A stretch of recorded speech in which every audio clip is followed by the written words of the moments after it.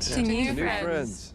We've got an amazing cast in this film, and it relies upon the ensemble and the chemistry, I think, between the 4 adults and 2 kids. Oh, good to see you, darling. Come on. It felt very contemporary. But Patty.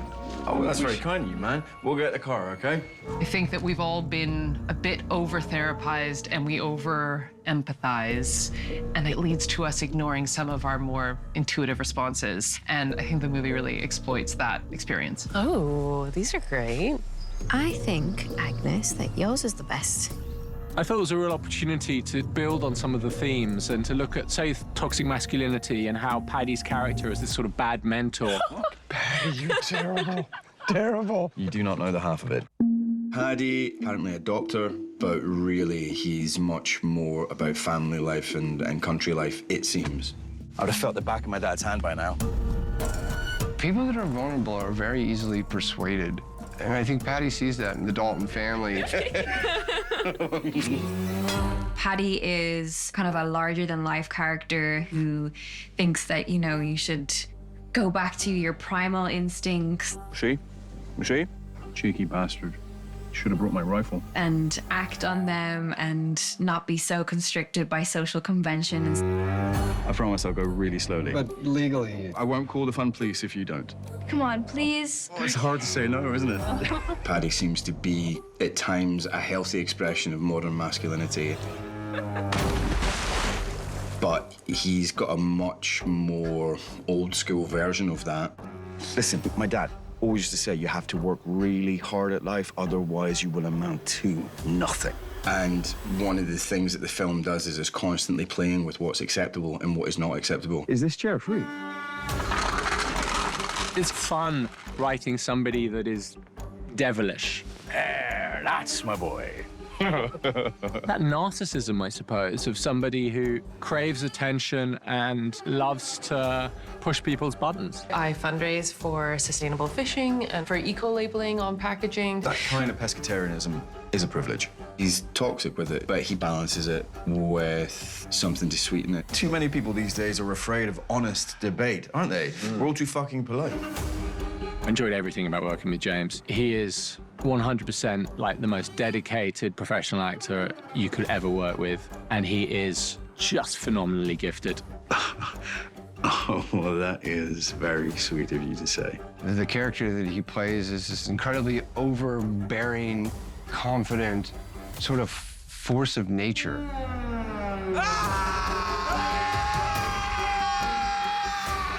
James just brings Paddy to life so perfectly. He's so charming, but also intimidating.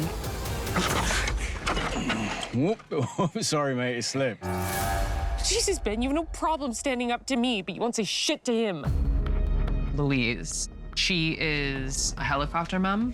She has a lot of anxiety, and she's in this very uncomfortable place in her life, and she can feel herself not being the cool person in the room. You want a dessert? No, she's already had her ice cream for today. Oh, wow. You guys are tough. She's constantly trying to suppress her instincts, which are, something's not right here. She's constantly trying to sort of keep to the social contract and to be polite. Sometimes it's okay to think things, but you can't actually say them. Mackenzie Davies is just amazing in this, and I don't think you've seen her play a character like this before, so disempowered at times, but really struggling and fighting against that. I maybe overreacted. Mackenzie is an incredibly talented actor, and she really is so intelligent. I'm sorry, but that is crossing a line. I mean, that is not It's my okay. fault. I'm sorry. I'm sorry. The first time I put the script down after reading it, I thought, I really, really, really, really hope that James Watkins wants me to play this part. Agnes, love, you have to eat your vegetables. Aisling Franciosi, who is an incredible actress, and getting to explore their relationship, Paddy and Kira's relationship with Aisling, has been brilliant. Ah, now you're parenting our child. Because we do things differently. Wow. I think she's injected so much secret malevolence into a character that I don't think that was fully there on the page, and she's found so many layers of humanity and like a very manipulative performance of weakness at times. We had a baby daughter. No. Mary. And she died at 12 weeks of a cot death. And I love how she presents one way, but is very much another way underneath it all. Thank you for coming. Kira is sort of like Paddy's secret weapon. Agnes, love. Do you want to come help me peel these? She brings a sort of softness and a warmth, and if Paddy can risk being boorish, you know, Kira softens him. No, she'll be fine. Ben is struggling with trying to find or express his own masculinity. You want a beer? When we meet him, he's lost all of his confidence. He's sort of searching and trying to find himself again, and he comes across Paddy, who is everything that Ben wants to be. Scoot McNeary, he's actually quite a masculine dude. He's probably more Paddy than I could ever be. Like, when we're doing all the stuff in the woods and shooting guns and dealing with animals and stuff like that, he does all that anyway. He is like a kind of man of the country. Scoot is a character in himself. I think he's a really incredible actor. I've seen him in so many things. Louise, we've both had a little bit too much to drink. I don't care. I want to leave now. Okay, just let me get some coffee in me You first, shouldn't all come right? back here. There are some actors who are quite performative, and there's a place for that, and then there's others who strive for that kind of very grounded and truthful. I think Scoot really nails that. Paddy, for Christ's sakes, just let him dance. He's a kid. And then we've got Alex and Dan, who are exceptional, also dealing with scenes that are pretty graphic and grown up and sensitive, and they're holding their own and just being amazing.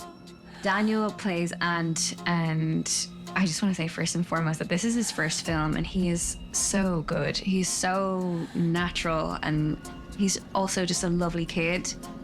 Ant is a very sad kid. The way that I get into Ant is thinking about if it was me. So say my family had been killed, I have to live with the murderers and they act like I'm their son. It must be horrible, and that's how I get into the character. I think it's been a lot harder than being able to talk, because you have to express yourself in different ways.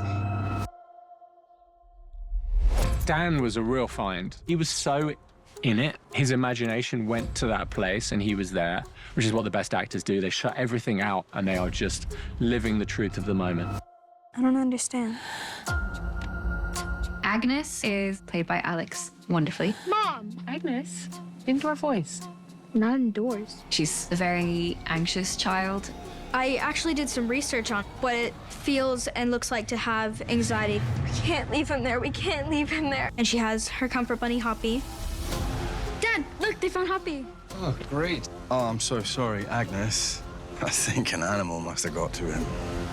I love everybody here. I've learned so much by just watching. It's so cool. Look at their faces. We should have taken a picture. Of course I'm a bloody doctor. We've totally had them. We've got an amazing company, fantastic characters, to the point where, like, I hope you're almost rooting for the baddies at the end. I doubt you are, because we do some pretty despicable stuff. We believe honesty is the first step to fixing things. We think you can.